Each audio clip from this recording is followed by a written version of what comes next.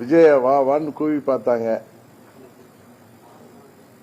அதாவது இந்த திமுக 26 தேர்தலுக்கு பிறகு விஜய் ஒன்று எங்களோட கூட்டணிக்கு வரலன்னா திமுக அவர்களை தாவேக்காவை அழித்து விடும்லாம் பயமுறுத்தி பார்த்தாங்க.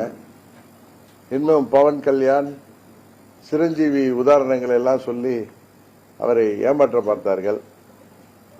அவர் தெளிவான அவர் நிலைப்பாட்டை அறிவித்த பிறகு சீச்சி இந்த பழம் புளிக்குங்கிற ஒரு விரக்தியின் உச்சத்துக்கு போய் நான் உண்மையை சொன்னா அதை கண்டு அவர்களுக்கு வேப்பங்காய தின்றது போல்தான் இருக்கும். ஏன்னா உண்மை என்றைக்குமே கசக்கத்தான் செய்யும். துரோகம் என்றைக்குமே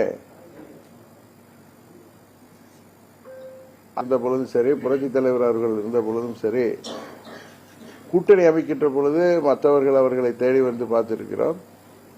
இவர்கள் என்னமோ கடை வைக்கிற மாதிரி அங்க ராயப்பேட்டையில் அலுவலகத்துக்கு முன்னாடி வெளியில இந்த தலைவர் படம், அம்மா படம் எல்லாம் வச்சு ஸ்டிக்கர் வைக்கிற மாதிரி ரோட்லயே கடை போட்டுக்கிட்டு வாங்க வாங்கன்னு கூவி அழைக்கிற மாதிரி கூட்டணிக்கு அழைக்கின்ற நிலைமைக்குத்தான் இன்றைக்கு மிகவும் பலவீனமாக அந்த கட்சி எடப்பாடி திமுக இருக்கிறது என்பதுதான் உண்மை. அதை சொன்னா இவங்க அதிலே திரும்ப நிற்கிறத விட தவறு செய்துவிட்டு சுயநலத்தால் பதவி வெறியால் துரோகம் செய்தவர்கள் உணராததான் இன்னைக்கு காரணமே தவிர அவர் தர்ம யுத்தம் தொடங்கியது அன்றைக்கு ஒரு வாரம் வெயிட் பண்ணியிருந்தா அவரே கூட திரும்பவும் சீஃப் மினிஸ்டர் ஆயிருக்கலாம்.